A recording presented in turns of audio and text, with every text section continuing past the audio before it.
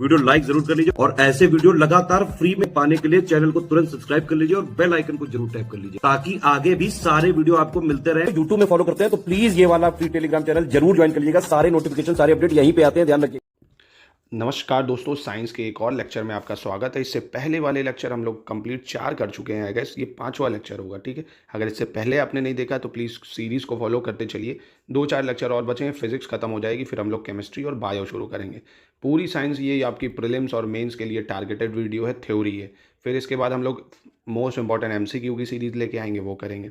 तो चलिए शुरू करते हैं। सबसे पहला जो आज का टॉपिक है वो है एटमॉस्फेरिक प्रेशर या वायुमंडलीय दाब। क्या होता है वायुमंडलीय दाब? देखो, आपने ये पढ़ा है कि हमारा अर्थ जो है, हमारे अर्थ में बहुत सारी लेयर हैं। ट्रोपोस्फेयर, स्ट्रेटोस्फेयर, ठीक है, मीजोस्फेयर, एक्सोस्फेयर, मतलब जिसको आप क्षोभ मंडल, समताप मंडल, ये सब कहते हैं। और इन सब में बहुत सारी गैसेस प्रेजेंट हैं। तो यही हमारे अर्थ के जो वायुमंडल है, ठीक है, उस वायुमंडल से जो प्रेशर पड़ता है हमारे पे, उसी को बोलते हैं एटमॉस्फेरिक प्रेशर। यानी हमारे एटमॉस्फेयर पे जो हमारे एटमॉस्फेयर का जो हम पे प्रेशर पड़ता है, एयर्स का, गैसेस का, उसको हम बोलते हैं एटमॉस्फेरिक प्रेशर। क्योंकि आप अर्थ से बाहर निकल जाओ, एटमॉस्फेरिक प्रेशर खत्म हो जाएगा, है ना। तो क्योंकि यहाँ पे वायुमंडल है, इसलिए इस पे ये चलता है, ठीक है। तो इसकी डेफिनेशन क्या है? किसी बिंदु पर वायुमंडलीय दाब उस बिंदु के एकांक अनुप्रस्थ काट वाले क्षेत्रफल पर उस बिंदु से वायुमंडल के शीर्ष तक की वायु के स्तंभ के भार के बराबर होता है। कहने का मतलब है, जैसे आप हो, आपके ऊपर जितना एयर प्रेशर पड़ेगा, कितना पड़ेगा? हमारे ऊपर पता है 30 हाथियों के बल के बराबर प्रेशर पड़ता है, पर उसको हम कंट्रोल कर लेते हैं कैसे? प्रेशर के थ्रू, ठीक है। तो जो भी प्रेशर पड़ता है हमारे वायुमंडलीय दाब के कारण वायुमंडल के क्षेत्रफल पे, हमारे पर्टिकुलर क्षेत्रफल पे, ठीक है। अब इसकी जो लेंथ होती है, मतलब इसकी स्ट्रेंथ क्या होती है? तो समुद्र तल पर ये कितना होता है? 1 एटमॉस्फेरिक प्रेशर के बराबर होता है, या 1.013 इंटू 10⁵ पैस्कल होता है। वायुमंडलीय दाब की यथार्थ माप के लिए सर्वप्रथम किसने शुरुआत करी थी? इटली के वैज्ञानिक इवेंगलिस्टा टोरिसेली ने शुरुआत करी थी, नाम याद रखने का। अब वायुमंडलीय दाब का फॉर्मूला जो होता है एटमॉस्फेरिक प्रेशर का, वो होता है HdG। एच मतलब जैसे आप समुद्र में नीचे चलते चले जाओगे हाइट में, डेंसिटी और ग्रेविटी। किसी भी वायुमंडलीय दाब के लिए 3 चीज़ें इंपॉर्टेंट होती हैं: हाइट, डेंसिटी और ग्रेविटी। जैसे जैसे आप पानी के अंदर जाओगे, एटमॉस्फेरिक प्रेशर क्या होता जाएगा? इंक्रीज होता जाएगा, ठीक है। जैसे जैसे आप हवा में ऊपर जाओगे, एटमॉस्फेरिक प्रेशर बहुत तेज़ी से क्या होता जाएगा? बढ़ता जाएगा, ठीक है। तो ये 3 फैक्टर पर डिपेंड करता है वायुमंडल दाब HdG।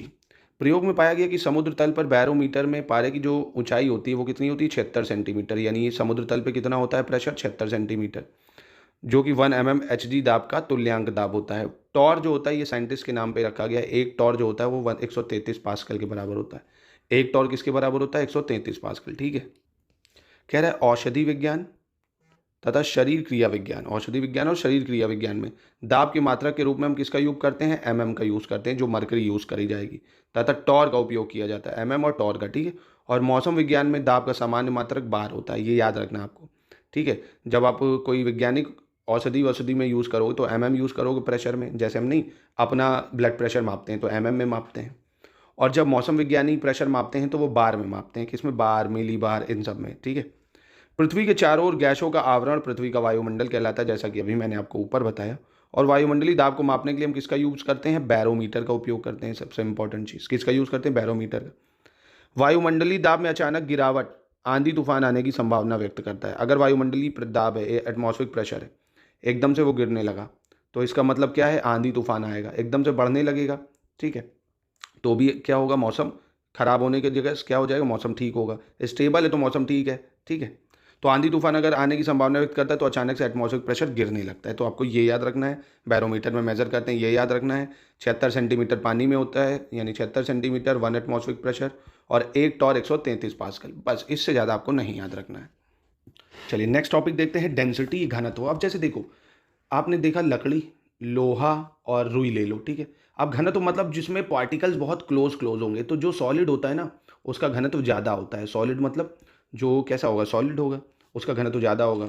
फिर लिक्विड, गैस, ऐसे करके। घनत्व मतलब जिसमें पार्टिकल बहुत क्लोज पैक होते हैं सॉलिड में, तो डेंसिटी ज़्यादा है। जैसे आप लकड़ी को पानी में डूबा फेंको तो नहीं डूबेगी, लोहा डूब जाता है ना। क्यों? क्योंकि लोहे का घनत्व ज़्यादा होता है, ठीक। तो किसी पदार्थ के द्रव्यमान व आयतन के अनुपात को घनत्व कहते हैं। यानी डेंसिटी क्या होता है? मास अपॉन वॉल्यूम, सिंपल सी चीज़ है। द्रव्यमान और आयतन के अनुपात को क्या कहते हैं? घनत्व कहते हैं। इसको D से व्यक्त करते हैं। और इसका SI मात्रक क्या होता है? आप देखो, द्रव्यमान का क्या होगा? किलोग्राम, आयतन का होता है मीटर क्यूब, तो किलोग्राम अपॉन मीटर क्यूब होता है सही मात्रा। क्या होता है? Kilogram upon metre cube. ये कैसी है? अदिश राशि है। क्यों? क्योंकि घनत्व की कोई दिशा नहीं होती है, ठीक है, सिर्फ मैग्नीट्यूड होता है, तो ये अदिश राशि हो गई। ठीक। अब मोस्ट इंपॉर्टेंट, द्रव जो होते हैं वो असंपीड्य होते हैं, मतलब कंप्रेसिबल नहीं होते। जैसे गैस है, कंप्रेस होती है ना, दबती है ना, तो उसमें प्रेशर लगता है। और द्रव द्रव जो होता है आप दबाओ वो निकल जाएगा कहीं और से, है ना, कंप्रेसिबल नहीं होते, यानी असंपीड्य होते हैं। इसलिए किसी द्रव का जो सबका घनत्व होता है सभी दाबों पर अचर रहता है, मतलब सेम ही रहता है। प्रेशर जो होगा लिक्विड का, जो घनत्व होता है वो सेम रहता है सब जगह। क्यों? क्योंकि लिक्विड असंपीड्य होते हैं। तो ये असर्शन रीजन में आ सकता है कि द्रव असंपीड्य होते हैं। क्यों? क्योंकि हर द्रव का जो घनत्व होता है वो एक समान होता है हर दाब पर, ठीक है। और इसी के विपरीत जो गैस होती है, देखो, वो दाब में परिवर्तन के साथ घनत्व में अत्यधिक परिवर्तन दर्शाती हैं। अब अगर गैसों में ज़्यादा प्रेशर पड़ेगा तो उनकी डेंसिटी बढ़ जाएगी, है ना। जैसे ब्यूटेन वगैरह, देखो, कंप्रेसिबल गैस क्या होगी, कंप्रेस करेंगी ना तो अपने आप वो दबती हैं, उनके घनत्व बढ़ जाएगा, घट जाएगा अगर प्रेशर कम ज़्यादा आप करोगे, सिंपल चीज़। और लिक्विड में कोई फर्क नहीं पड़ता है। दूसरी इंपॉर्टेंट चीज, 4 डिग्री सेल्सियस पर जल का घनत्व जो है 1.0 इंटू 10⁻³ kg मीटर क्यूब होता है, ठीक है, जल का घनत्व 4 डिग्री सेल्सियस पर। और दूसरा, अगर किसी पदार्थ का अपेक्षिक घनत्व यानी रिलेटिव डेंसिटी की बात करें, अपेक्षिक घनत्व जो होगा उस पदार्थ का घनत्व तथा जल के 4 डिग्री सेंटीग्रेड पर घनत्व का अनुपात होता है। मतलब जैसे आपको अपेक्षिक घनत्व निकालना है तो इसका फॉर्मूला क्या बन जाएगा, जो भी पदार्थ उसमें डालेंगे उसका घनत्व, पदार्थ का घनत्व, और अपॉन 4 डिग्री सेल्सियस पर पानी का घनत्व। मतलब अपेक्षिक और घनत्व में ये फर्क है, यहाँ पे घनत्व में वॉल्यूम लेते हैं जो लिक्विड है, और अपेक्षिक घनत्व में 4 डिग्री सेल्सियस पर पानी का कितना घनत्व होता है वो लेते हैं, और जिस पदार्थ को आपने उस पानी में डाला है वो ले लेंगे, ठीक है। तो अपेक्षिक घनत्व क्या होता है, उस पदार्थ के घनत्व तथा जल का 4 डिग्री सेल्सियस पर घनत्व का अनुपात, ठीक है। और अपेक्षिक घनत्व विमाहीन होता है, धनात्मक अदिश भौतिक राशि है ये, ठीक है। जैसे एल्युमिनियम का अपेक्षिक घनत्व कितना है, 2.7, ठीक है। चलिए नेक्स्ट टॉपिक, लिक्विड प्रेशर क्या होता है या द्रव दाब क्या होता है। किसी द्रव द्वारा बर्तन की तली व दीवारों पर लगने वाले दाब को द्रव दाब कहते हैं। अब जैसे ना लिक्विड है, अब पेप्सी पियोगे आप, अब पेप्सी ये भरी हुई है, यहाँ से पेप्सी को खोलोगे तो यहाँ से निकलेगी, मतलब गैस देखते होगे ना, झाग बन के निकलती है, और पेप्सी में यहाँ से छेद कर दो, यहाँ से बहने लगेगी। क्यों? क्योंकि द्रव जो होता है वो चारों तरफ, मतलब जहाँ जहाँ वो होता है ना, सब जगह समान प्रेशर लगाता है। कभी आप देखो ना, ग्लास है, जो ग्लास में अब यहाँ छेद कर दो, यहाँ दोनों तरफ से पानी बराबर निकलेगा, पर हाइट से मैटर करता है। अगर आप यहाँ छेद करो एक ग्लास में तो पानी यहाँ निकलेगा, और हाइट पे छेद करो तो दूर जाएगा। क्यों? क्योंकि हाइट बढ़ेगी तो प्रेशर ज़्यादा बढ़ेगा, ठीक है। तो द्रव दाब सिंपल सी चीज़ क्या होती है, द्रव दाब दो बर्तन की तली दीवारों पर द्रव लगाता है उसको बोलते हैं। और द्रव की सतह से h गहराई पर स्थित किसी बिंदु पर द्रव का दाब क्या होता है, P=HdG, ठीक है। द्रव दाब के नियम क्या है, द्रव के भीतर एक क्षैतिज तल पर स्थित सभी बिंदुओं पर द्रव दाब समान होता है।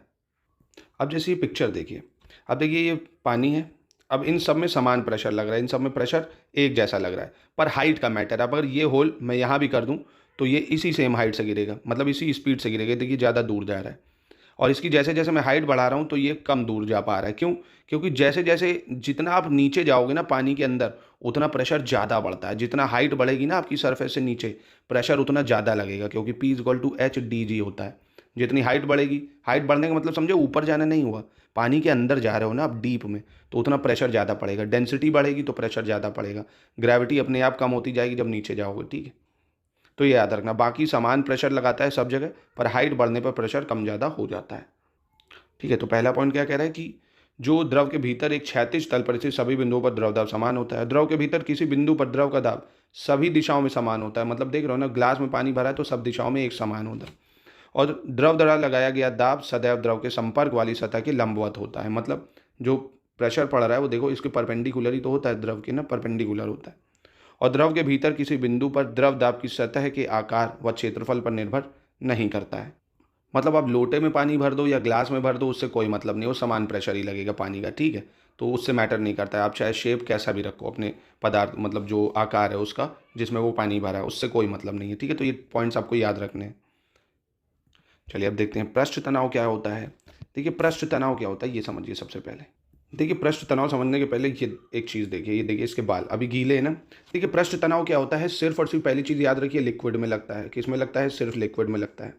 पृष्ठ तनाव क्या करता है, किसी भी क्षेत्रफल में एक खिंचाव पैदा करता है, मतलब एरिया को कम कर देता है। अब जैसे इसके बाल देखो, अभी बढ़िया सूखे हो तो मस्त लहर आएगी, अदाएँ दिखाएगी। अभी बाल भीग गए तो एकदम चिपक गए एक जगह, है ना, मतलब एरिया को कम कर दिया, इसने छोटा कर दिया। क्यों? क्योंकि द्रव जो होता है खिंचाव पैदा करता है, ठीक है, क्या करता है, एक पृष्ठ पे तनाव लगाता है, खिंचाव करता है, ठीक है, जिसकी वजह से उसका क्षेत्रफल कम हो जाता है।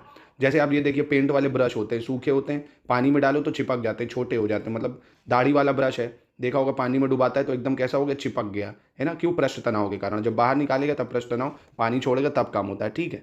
ऐसे ही बाल सुखा लेगी तो इसका पृष्ठ तनाव क्या हो जाएगा, बढ़ जाएगा। क्योंकि बस आपको ये याद रखना है, लिक्विड में लगता है पृष्ठ तनाव, ठीक। ये एरिया को क्या करता है, कम कर देता है, एरिया को कम कर देता है, क्षेत्रफल को, क्योंकि खिंचाव पैदा करता है, क्या करता है, स्ट्रेन डालता है। ये डेफिनेशन देख लीजिए अब एक बार। कह रहा है किसी द्रव की वह प्रकृति जिसके कारण इसका स्वतंत्र पृष्ठ यानी फ्री सरफेस न्यूनतम क्षेत्रफल घेरने की प्रवृत्ति रखता है तथा एक तनी हुई प्रत्यास्थ झिल्ली की भांति व्यवहार करता है, इसी को पृष्ठ तनाव कहा जाता है, ठीक है।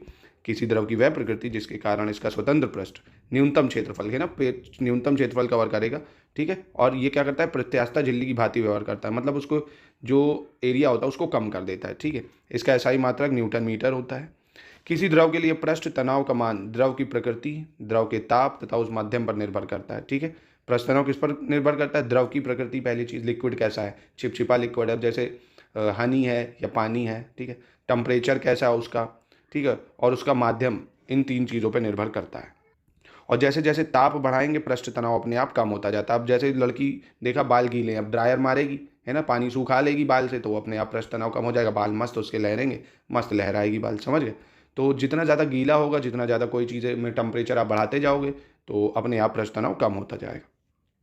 क्रांतिक ताप पर पृष्ठ तनाव शून्य होता है और आदर्श द्रवों का पृष्ठ तनाव भी शून्य होता है। ये इंपॉर्टेंट है, याद रखना है कि क्रांतिक ताप पर पृष्ठ तनाव शून्य होता है और आदर्श द्रवों का भी पृष्ठ तनाव शून्य होता है, ठीक है। दूसरा, यदि किसी द्रव का भार नगण्य है, द्रव का भार कैसा, नगण्य है, तो उसकी आकृति पूर्ण गोलाकार होगी। उदाहरण के लिए वर्षा की एक बूंद। देखिए, जिस भी द्रव का भार नगण्य है, मतलब आप क्या वर्षा की बूंद को नाप सकते हो, तो उसकी आकृति गोलाकार ही होगी। जैसे उदाहरण के लिए कौन हो गई, वर्षा की बूंदें, साबुन के बुलबुले, ये सब पूर्ण गोलाकार होते हैं, ठीक है। ठीक है, तो ये ज़रूर याद रखना कि वर्षा की बूंदें, साबुन के बुलबुले, ये सब पूर्ण गोलाकार होती हैं, क्योंकि ये नगण्य है, पहली चीज़। और इसका कारण ये है कि बूंद वह आकृति धारण करती है जिसमें उसकी स्थितिज ऊर्जा न्यूनतम होती है, ठीक है। कम से कम न्यूनतम ऊर्जा स्थितिज की हो, स्थितिज ऊर्जा होगी, इसलिए वो वही रूप धारण करती है। और यदि बूंद के ऊपर केवल पृष्ठ तनाव ही कार्य कर रहा है तो उसकी स्थितिज ऊर्जा तब न्यूनतम होगी जब उसका क्षेत्रफल कम से कम हो, ठीक है। याद रखना, क्षेत्रफल जितना कम से कम हो। और आपको पता है द्रव क्या करेगा, खिंचाव करता है तो उसको छोटे से छोटा कर देता है। तो ये बहुत इंपॉर्टेंट है, पृष्ठ तनाव से सवाल बहुत आता है। तो सबसे पहली चीज़, द्रव में लगता है, एरिया को कम कर देता है, खिंचाव पैदा करता है। जैसे जैसे तापमान बढ़ाओगे पृष्ठ तनाव क्या होता जाएगा, कम होता जाएगा, यानी घटने लगेगा। क्रांतिक ताप पर यह शून्य होता है। आदर्श द्रवों का पृष्ठ तनाव शून्य होता है। और जो नगण्य भार वाली चीज़ें होती हैं वो पूर्ण गोलाकार होती हैं, क्योंकि वो कम से कम स्थितिज ऊर्जा लेती हैं। चलिए नेक्स्ट टॉपिक देखते हैं अब, ससंजक और असंजक बल। बहुत आसान है, बहुत इंपॉर्टेंट है। देखिए, थ्योरी आपने अगर पढ़ ली ना तो आप सब कर ले जाओगे, ठीक है। देखिए, ससंजक बल जो होता है, देखो आपको अगर पता हो आणविक सिद्धांत के अनुसार पदार्थ कोई भी जो होते हैं वो छोटे छोटे कणों से मिलकर बने होते हैं, और ये जिन्हें अणु कहते हैं, और ये अणु एक दूसरे की ओर आकर्षित होते हैं, ठीक है। जैसे सॉलिड हैं, छोटे छोटे पार्टिकल्स एक दूसरे से खिंचाव के थ्रू अट्रैक्ट हैं।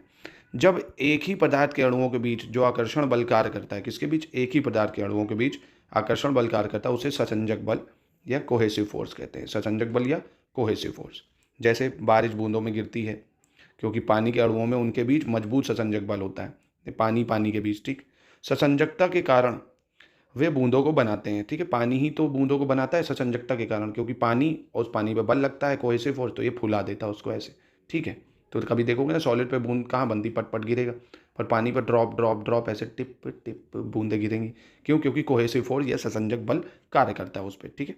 दूसरा, भिन्न भिन्न पदार्थों के अणुओं के बीच जो कार्य करता है उसको असंजक बल या एडहेसिव फोर्स कहा जाता है। जैसे गोंद और फेविकोल प्रकृति में चिपकने वाले होते हैं, क्योंकि इनके कण अन्य पदार्थों के कणों पर बल लगाते हैं। अब गोंद है, जैसे दूसरे पे लगा वो चिपक जाएंगे, क्योंकि असंजक बल है ये, है ना। ये कैसे हैं, असंजक बल है, तो वो चिपक जा रहा है, इसलिए उसका भी होना जरूरी। लकड़ी को चिपकाना है, अपना असंजक बल के कारण चिपक जाएगा वो, ठीक है। तो जो विभिन्न पदार्थों में लगता है वो असंजक होता है, जो सेम ही पदार्थों में लगता है, जैसे पानी पानी है ना, वो ससंजक बल हो गया, ठीक है। अब जैसे मैं बोलूँ आपको तेल और पानी के बीच में, तो ये कौन सा बल होगा, तो इसमें असंजक बल कार्य करेगा। तभी देखो ना, तेल अलग दिखेगा, पानी अलग दिख जाता है उसमें। क्यों? क्योंकि कोहेसिव फोर्स नहीं लग पाता है, ससंजक बल नहीं लगता, ठीक है। तेल तथा जल के बीच असंजक बल जल के ससंजक बल से कम, परंतु तेल के ससंजक बल से अधिक होता है। यही कारण कि तेल के पृष्ठ पर डाली गई जल की बूंद जो होती है, तेल के पृष्ठ पर आप डालो जल, सिकुड़कर गोल आकार धारण कर लेती, परंतु जल के पृष्ठ पर डाली गई तेल की बूंद एक पतली फिल्म की तरह उसमें फैल जाती है। समझे मेरी बात? अब ये आपसे असर्शन रीजन में पूछ सकता है कि आप पानी में तेल डालते हो तो वो फैल जाता है, और तेल में पानी डालते हो तो हल्की सी बूंद ले लेता है, ऐसा क्यों है? क्योंकि जल के सचंजक बल से कम, जो जल के सचंजक बल होता है कम होता है और तेल के सचंजक बल से अधिक होता है। मतलब ऐसे समझो जैसे तेल है और ये जल है, अब इनके बीच असंजक बल काम करेगा क्योंकि अलग अलग पदार्थ हैं। तेल और जल के बीच जो असंजक बल है जल के ससंजक बल से कम होता है, मतलब असंजक बल जो होता है वो ज़्यादा होता है इसलिए। और जब तेल डालते हो तो उसमें क्या हो जाता है, असंजक बल कम हो जाता है, ससंजक ज़्यादा हो जाता है। सिंपल सी चीज़, ये याद कर लो, एग्जाम में आपसे ये सब पूछते हैं। दूसरा बात है कैपिलैरिटी या केशिकात्व, जिसकी वजह से देखा होगा लालटेन जलती है, दिया जलता है, ये सब। जैसे कांच की बहुत कम त्रिज्या की दोनों ओर से खुली नली को केश नली या केशिका नली कहते हैं। जैसे अब देख रहे हो ये यहाँ से खुली हुई दोनों तरफ से, बस इसको इसमें डुबा दिया है तो इसको केशिका नली कहते हैं। किसी द्रव के ऊपर चढ़ने तथा नीचे उतरने की घटना को केशिकात्व कहते हैं, बस ये समझ लो। जैसे अभी इसमें आप रबड़ डाल दो, मुंह से ऐसे खींच लो तो पानी सब ऊपर चढ़ने लगेगा, तो बस किसी द्रव को ऊपर और नीचे चढ़ने की जो कला होती है उसी को केशिकात्व कहते हैं। और किसी द्रव के केश नली में ऊपर चढ़ने अथवा गिरने का कारण द्रव का पृष्ठ तनाव होता है। क्या होता है? पृष्ठ तनाव। पृष्ठ तनाव क्या करता है? जैसे ही आप इसमें फूंक मार के खींचोगे तो ये लिक्विड को क्लोज करता है, मतलब एरिया कम करता है। अब एरिया जैसे ही कम हुआ तो ये ऊपर चढ़ने लग जाएगा, क्योंकि यहाँ एरिया ज़्यादा है, ये बहने लगता है। तो केशिकात्व का कारण क्या होता है? पृष्ठ तनाव ही होता है। पृष्ठ तनाव क्या करता है? द्रव में होता है और ये खिंचाव को कम कर देता है, ठीक है, तो ये ऊपर चढ़ने लग जाता है। और ऐसे द्रव जो कांच को भिगोते हैं वे कांच की केश नली में ऊपर चढ़ते हैं, जबकि जो द्रव कांच को नहीं भिगोते हैं वे केश नली में नीचे उतरते हैं। याद रखना, कांच को भिगोएंगे तो केश नली में ऊपर चढ़ते हैं, कांच को नहीं भिगोएंगे तो वो नीचे ही रह जाएंगे, ठीक है। जैसे किसी केश नली को जल में सीधी खड़ी करने पर उसमें जल नली के बाहर आने वाले जल के तल से ऊपर कुछ ऊंचाई तक बढ़ जाता है, जबकि केश नली को पारे में खड़ा करने पर ऐसा कुछ नहीं होता है। देखो जैसे मैंने इसमें पारे में डाल दिया, ठीक है, तो ये नहीं है। क्यों? क्योंकि ये भीग जाएगा, इसका पृष्ठ तनाव क्या होगा? ज़्यादा होगा तो ये ऊपर चढ़ जाएगा। इसका पृष्ठ तनाव कम है, क्यों? क्योंकि ये बहुत चिपचिपा है, बहुत गाढ़ा है। ये बताया था ना, पृष्ठ तनाव डिपेंड करता है लिक्विड पे भी। तो बस सिंपल सी चीज़ है, जब पानी में डालोगे तो ऊपर आ जाएगा, और जब आप पारे में खड़ा करोगे तो नली के भीतर देखो बाहरी तल की अपेक्षा नीचे उतर आता है, इतना ही रहेगा इसमें, ठीक है। तो ये भी याद रखिएगा। आप इसके उदाहरण देख सकते हो, जैसे जल का पौधों के तनों में बनी असंख्य केश नलियों में चढ़कर टहनियों तक पहुंचना। मतलब जल में जो पौधे में के थ्रू, जड़ों के थ्रू पानी पहुंचता है वो नीचे से ऊपर इसी के थ्रू तो जाता है, केशिकात्व के थ्रू। लालटेन में जो आप जलाते हो वो हो गया, मोमबत्ती में धागे में लाइट जलाते हो वो जलता है, दिया जलता है। फाउंटेन पेन की निब की नोक बीच से चिरी होती है, देखा होगा ना, फाउंटेन पेन होता है बीच से ऐसे लाइन बनी होती है, इसमें छोटी सी बारीक केश नली बनी जाती है। जब इसे स्याही में आप डुबोते हैं तो देखता होगा ना, स्याही केश नली में ऊपर चढ़ जाती है और रिफिल वाले पेन से लिखाई आराम से हो जाती है। स्याही सोखने का कार्य भी केशिकात्व क्रिया पर निर्भर करता है। जो नहीं आपने लिखा स्याही सोख लिया, वो भी केशिकात्व क्रिया पर ही होता है। तो ये उदाहरण इंपॉर्टेंट है केशिकात्व के, नोट्स बना के इसको लर्न जरूर कर लीजिए। बार बार ये जो एमसीक्यूज कितने आप करोगे, एमसीक्यू से प्रैक्टिस के लिए, जब तक आप थ्योरी नहीं पढ़ोगे कैसे समझ पाओगे, ठीक है। क्वेश्चन का लेवल ही बदल देगा, अगर सेम क्वेश्चन नहीं देगा तो आपको अगर चीज़ें पता है, कॉन्सेप्ट पता है तो सब हो जाएगा। बाकी कोई दिक्कत फिर भी आ रही है तो आप मुझे बता सकते हो। चलिए नेक्स्ट टॉपिक देखते हैं, श्यानता या विसोसिटी। देखो विसोसिटी क्या होती है? द्रवों का वह गुण जिसके कारण वे अपनी विभिन्न परतों के मध्य सापेक्ष गति का विरोध करती हैं, उसे श्यानता कहते हैं। जैसे आप देखो, वैसलीन लगा लो कहीं पे और हनी लगा लो, तो देखो वैसलीन कितना चिकना कर देती है, मतलब आराम से आप कुछ भी कर सकते हो, जैसे मॉइस्चराइज कर देती है चीज़ों को। क्यों? क्योंकि कम विसोसिटी होती है उसकी। और वही हनी वनी होता है, देखो ना, अगर हनी फैला दो, मतलब पत्थर, अरे क्या बोलते हैं, फर्श पे शहद है, वो उतनी तेज़ी से देखो नहीं फैल पाएगा जितनी तेज़ी से पानी फैल जाएगा। क्यों? क्योंकि श्यानता ज़्यादा, विसोसिटी ज़्यादा है। तो द्रवों का वह गुण जिसके कारण वह अपनी विभिन्न परतों के मध्य सापेक्ष गति का विरोध करता है, ठीक है, जिसमें वो चीज़ें विरोध करेंगी उसको श्यानता कहते हैं। जैसे गाढ़े द्रव जैसे ग्लिसरीन है, शहद है, इसमें अधिक श्यानता होती है, और गाढ़े द्रव पतले द्रवों की अपेक्षा शीघ्र ठहर जाते हैं। अब देखो ना, पानी है, फेंको, वो आराम से ठहर जाएंगे, रुक जाएंगे। और गाढ़ा द्रव जो होगा वो क्या होगा, बहुत ही धीरे धीरे फैलेगा, है ना, एक ही जगह चिपक जाएगा। द्रवों की श्यानता जो होती है वो ताप के बढ़ने पर घट जाती है। जैसे जैसे ताप बढ़ाओगे ना तो विसोसिटी भी कम हो जाएगी। आप हनी को अगर पिघला दो, गर्म कर दो, पानी बन जाएगी पूरी, ठीक है। तो ताप बढ़ाओगे, श्यानता क्या हो जाएगी, घट जाएगी, पहली चीज़। गैसों की श्यानता ताप बढ़ाने पर बढ़ जाती है, ये याद रखना। गैसों की जो विसोसिटी है, मतलब इसका क्या मतलब है कि जैसे आपने मान लीजिए कोई गैस है ऑक्सीजन, उसको गर्म करा तो वो क्या हो जाएगी, और ज़्यादा टाइट हो जाएगी, वो फैलेगी नहीं फिर, तो उसकी श्यानता क्या हो जाएगी, बढ़ जाती है ना, उसकी श्यानता बढ़ जाएगी। और जो द्रव होते हैं उसकी श्यानता ताप बढ़ाने पर घट जाती है। याद रखना पड़ेगा आपको, द्रवों की श्यानता घटती है ताप बढ़ाने पर और गैसों की श्यानता बढ़ती है ताप बढ़ाने पर। और ठोसों में श्यानता होती नहीं है, ठीक है। ठोसों में श्यानता विस्कोसिटी नहीं होती है। तो ऐसे याद कर लो भाई, सॉलिड लिक्विड गैस, सॉलिड में होती नहीं है, ठीक है। और जो लिक्विड होते हैं, द्रव होते हैं, उसमें ताप बढ़ाओगे तो श्यानता क्या होगी, घट जाएगी। और गैस में ताप बढ़ाओगे तो श्यानता बढ़ जाएगी, ठीक है। ऐसे बना लीजिए इसको आप। और श्यानता का एसआई मात्रक जरूर याद रखिएगा, पॉइज होता है। क्या होता है, पॉइज, पीआई, बहुत पूछता है। श्यानता का एसआई मात्रक पॉइज। दूसरा मात्रक क्या है, पास्कल भी याद कर सकते हो, न्यूटन सेकंड मीटर -2 भी याद कर सकते हो। कहने का मतलब है कभी एमसीक्यू में दे दे कि श्यानता का एसआई मात्रक क्या पॉइज होता है या नहीं, तो होता है, ये याद रखिएगा। पॉइज भी होता है, बाकी पास्कल भी होता है। आमतौर पर जैसे पतले द्रव होते हैं, पानी, अल्कोहल, गाढ़े तरल जैसे कोल तार है, खून है, ग्लिसरीन, इसकी अपेक्षा में कम श्यान होते हैं। बिल्कुल, ये तो अभी मैंने आपको जो बताया वो याद रखना। अब अगर आपको द्रव के प्रवाह को बनाए रखना है तो श्यान बल के विरुद्ध में आप बाहर से बल लगाओगे। जैसे कोई लिक्विड नहीं फैल रहा है ना, तो आप उसको एक्सटर्नल फोर्स दोगे, पानी डाल दो, कुछ डाल दो, तो वो फैलने लगेगा, ठीक है। तो अगर कोई ऑब्जेक्ट बहुत विस्कस होता है, मतलब श्यानता ज़्यादा होती है, तो एक्सटर्नल फोर्स लगाना पड़ता है उसमें उसको चलाने के लिए, ठीक है। जैसे शहद और ग्लिसरीन जैसे सांद्रित तरल पदार्थ में चिपचिपाहट अधिक होती है, इसलिए कम चिपचिपाहट वाले तरल की तुलना में उनका प्रवाह तेजी से रुक जाता है, ठीक है। तापमान बढ़ता है तो तरल की चिपचिपाहट कम हो जाती है अपने आप, ये भी याद रखना है। तापमान बढ़ाओगे, श्यानता कम हो जाएगी, चिपचिपाहट भी कम हो जाएगी। द्रवों की श्यानता ताप बढ़ाने पर घटती है, जबकि गैसों की बढ़ती है, यह भी ऊपर बताया मैंने आपको।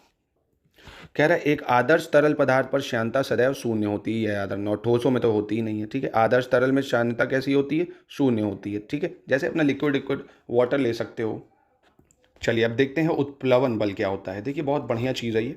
जब किसी भी सॉलिड को या ठोस को आप किसी द्रव में डालते हैं तो उसके भार में कुछ कमी का अनुभव होता है। जैसे आप देखो ना, आप कोई भी पानी में एक ईंटा पत्थर डाल के डुबा दो अपना हाथ, देखो उसमें लगेगा ही नहीं, आपके अंदर कुछ डाल रखा आपने। क्योंकि भार में यह आभासी कमी जो होती है द्रव द्वारा वस्तु पर ऊपर की ओर लगाए गए एक बल के कारण होती है। इसी बल को उत्प्लवन बल या अपथ्रस्ट कहते हैं। मतलब मान लीजिए आपने पानी में एक लिक्विड फेंक दिया, अब वो ऊपर तैर रहा है, क्यों? क्योंकि पानी जो होता है ऊपर की तरफ फोर्स लगाता है। तभी कोई डूबता भी है ना, तो पहले पानी उसको ऊपर की तरफ अपथ्रस्ट लगाता है ना, याद रखिएगा। तो अपथ्रस्ट क्या होता है, ये उत्प्लवन बल जो पानी लगाता है ऊपर की तरफ उस द्रव, मतलब उस ठोस पे, ठीक है। और उच्छेद द्वारा उच्छेद वस्तु द्वारा हटाए गए द्रव के गुरुत्व केंद्र पर कार्य करता है। मतलब कहाँ पे काम करता है, गुरुत्व केंद्र पर कार्य करता है, जिसे उत्प्लवन केंद्र कहा जाता है, ठीक है। तो याद रहेगा उत्प्लवन बल ये केंद्र पर लगता है। वाटर ही लगाता है उत्प्लवन बल, मतलब लिक्विड ही लगाएगा, द्रव ही लगाएगा, किसी भी ठोस वस्तु पे लगाएगा जब आप उसको उसमें डालते हो, ठीक है।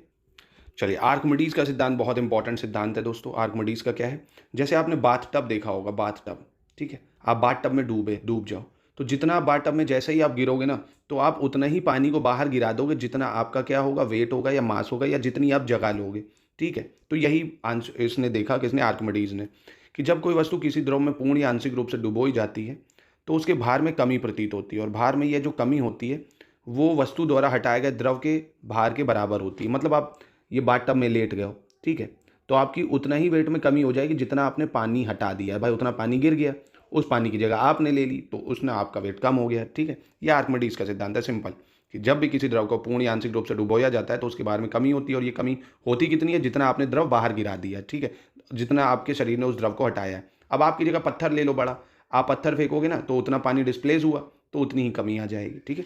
तो याद रखना। तो आर्किमिडीज ने यह भी बताया कि किसी तरल में डूबी हुई वस्तु पर चाहे पूरी तरह से वो डूबी हो या आंशिक रूप से डूबी हो, ऊपर की ओर लगने वाला बल भी तो उस पर काम करेगा। कितना कम करेगा, जितना उसका बराबर वजन होगा, ठीक है। दूसरा इंपॉर्टेंट चीज़, वस्तु का आभासी भार क्या होता है। आभासी मतलब जो रियल में नहीं है। जैसे पानी में देखो ना, पत्थर डुबा के कभी देखो, हाथ से बड़ा सा ईंटा पकड़ लो तो वो बहुत हल्का लगेगा, क्यों? उसमें आपका अपथ्रस्ट भी काम कर रहा है। अपथ्रस्ट मतलब ये उत्प्लवन बल भी काम कर रहा है ना। तो आभासी भार होता है वास्तविक भार माइनस उत्प्लवन बल। आभासी भार मतलब जैसे मान लीजिए आपको 100 किलो का ही उसको लग रहा है, और हटाया उसने कितना, उत्प्लवन बल, ठीक है। उसने मान लीजिए आप थ्रस्ट काम कर रहा हो उसमें 100 kg का, तो आपको 0 समझ में आएगा आभासी भार, ठीक है। तो वास्तविक भार माइनस हटाया गया द्रव का भार। अब ये डायग्राम देखिए बहुत आसानी से। जैसे ये पूरा लिक्विड है, ठीक है, ये लिक्विड है। अब इस लिक्विड में 6 किलो का पत्थर देखिए टांग दिया आपने। जैसे ही 6 किलो का पत्थर इसमें डाला आपने, तो 2 किलो पानी ये देखिए बाहर गिर गया है ना। जैसे ही डालोगे 2 किलो पानी यहाँ नली से बाहर गिर गया।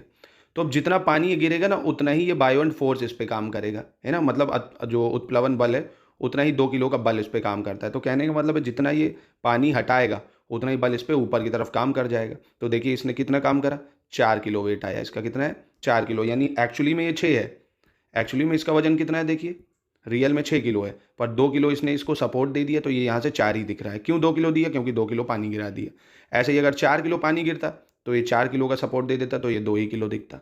ठीक है, तो जितना पानी वो गिराएगा, जितना भार वो गिराएगा, उतनी ही जगह उसको लेनी पड़ेगी। ठीक है, बहुत सिंपल सी बात, ये समझ लीजिए। चलो भैया, स्विमिंग सीखनी है तो एक लास्ट तैरने का नियम देख लेते हैं कि कैसे तैरा जाता है। देखिए बहुत आसान है, बस ये 3 चीज़ें आप समझ लीजिए। जैसे एक लिक्विड है, ठीक है, ये पानी भरा हुआ है, ध्यान से सुनिएगा मेरी बात, और इसमें कोई ऑब्जेक्ट डाला आपने जिसका वेट है W, ठीक है। और आपको पता है कि जब भी आप पानी में किसी चीज़ को डालते हो तो वो ऊपर की तरफ एक बल लगाता है, ठीक है, उत्प्लवन बल जिसको बोलते हैं, अपथ्रस्ट बोलते हैं, F। तो जब देखो, आप खुद ही सोचो, इसका भार अगर ज़्यादा है और F का कम है, मतलब W का भार ज़्यादा है और F का कम है, तो ये इतना तेज़ी से भार लगाएगा ना, अंदर फक से डूब जाएगा, तो ये डूब जाएगा, सिंपल सी चीज़। और जब F ज़्यादा होगा, मान लीजिए ये अपथ्रस्ट बहुत ज़्यादा लग रहा है लिक्विड का, और ये वेट कम है जैसा लकड़ी में होता है, तो ये तैरता रहेगा, है ना। यानी F W से ज़्यादा होगा तो क्या होगा, तैरेगा आराम से, ये ऊपर ही रहेगा, है ना, ऊपर ही रहेगा। ठीक है, और जब दोनों बराबर होंगे तो मस्त वो तैरता रहेगा, है ना, तब वो कैसा होगा, तैरता दिखाई देगा। और जब F ज़्यादा होगा तो वो उसको ऊपर की ओर पूरा उठा देगा। 3 केस होते हैं ये, ठीक है, समझ गए होगे आई होप। तो जैसे जब किसी वस्तु को पूर्ण या आंशिक रूप से डुबाते हैं तो 2 बल काम करते हैं, एक उसका भार जो आप डाल रहे हो पानी में, और एक जो लिक्विड है उसका भार। ठीक है, तो 3 कंडीशन बनती है। जब WF से ज़्यादा हो, ठीक है, तो क्या होगा, तो वस्तु द्रव में क्या हो जाएगी, डूब जाएगी। और जब दोनों बराबर हो तो मस्त तैरती रहेगी। और जब F ज़्यादा हो, W कम हो, मतलब जो पानी का बल है वो ज़्यादा हो और पदार्थ का भार कम है, तो मस्त उसको ऊपर की ओर उठाए रहेगी, ऊपर की ओर। ठीक है, और किसी ठोस का भाग कितना पानी में डूबेगा कितना नहीं, ये उसकी डेंसिटी पे, घनत्व पे निर्भर करता है। जैसे लकड़ी है, लकड़ी देखो नहीं, कुछ भी अंश नहीं डूबेगा, और थोड़ा सा ग्लास वगैरह है वो हल्का सा चला जाएगा, है ना, तो डेंसिटी पे भी निर्भर करता है। जैसे जहाज देखो नहीं डूब पाता, पर थोड़ा सा अंदर रहता है, ठीक है, हल्का सा हिस्सा, ठीक है, तो वो उस पर भी निर्भर करेगा। तो ठोस के डूबे भाग का आयतन, ठोस का कुल आयतन इज इक्वल टू ठोस का घनत्व या द्रव्यमान। यानी अधिक घनत्व वाले द्रव में ठोस का कम भाग डूबेगा। एक चीज़ ध्यान रखो, अगर डेंसिटी ज़्यादा है तो ठोस का कम भाग डूबेगा, और कम घनत्व वाले द्रव में अधिक भाग डूबेगा। यदि ठोस का घनत्व द्रव के घनत्व के बराबर हो तो ठोस द्रव में तैरेगा। मतलब फिर से समझो, अब जैसे पानी और पेट्रोल है, इसका घनत्व ज़्यादा होगा, तो आप अगर कोई ऑब्जेक्ट डालोगे ना, तो पेट्रोल में उसका कम हिस्सा डूबेगा। पेट्रोल में क्या होगा, ठोस, जैसे मैंने कोई पदार्थ डाल दिए, लोहा डाल दिए, तो इसका कम हिस्सा किस में डूबेगा, पेट्रोल में। याद रखो, जिसका घनत्व ज़्यादा होगा उसमें ठोस कम डूबता है, ठीक है, और जिसमें घनत्व कम होगा उसमें डूब जाएगा। ठीक, ये सिंपल सी चीज़ है। तो बस यहीं पे वीडियो करते हैं। पास्कल लॉ कल से शुरू करेंगे। पास्कल लॉ इंपॉर्टेंट है, ये बहुत जल्दी फिजिक्स आपको खत्म होती मिलेगी। इसके बाद केमिस्ट्री और बायो करेंगे। प्लीज़ रिक्वेस्ट है मेरी, अच्छे से इन टॉपिक को कर लीजिए, ये एग्जाम में आपको बहुत हेल्प करेंगे, इससे बहुत MCQs बनेंगे। ठीक है, तो एक बार फिर से पढ़िए इसको, कोई समस्या है तो आप मुझसे कमेंट में पूछ सकते हैं। ठीक है, ससंजक बल, असंजक बल, पृष्ठ तनाव, ये सब पढ़ लीजिए एक बार। कोई भी दिक्कत है आप मुझसे पूछिए, कोई भी प्रॉब्लम अगर आपको आ रही है। बाकी इंस्टाग्राम पर मुझ पर जुड़ने के लिए आप आशीष तिवारी 1188 करके जोड़ भी सकते हो। ठीक है, बाकी टेलीग्राम पे नहीं ज्वाइन करा है तो इस चैनल पे ही आपको, जैसे UPP से रिलेटेड न्यूज़ का मेन चैनल, वहाँ टेलीग्राम का लिंक दिया हुआ है, क्लिक करो, टेलीग्राम ज्वाइन कर लो, हर अपडेट वहाँ मिल जाएगी आपको। चलिए मिलते हैं नेक्स्ट।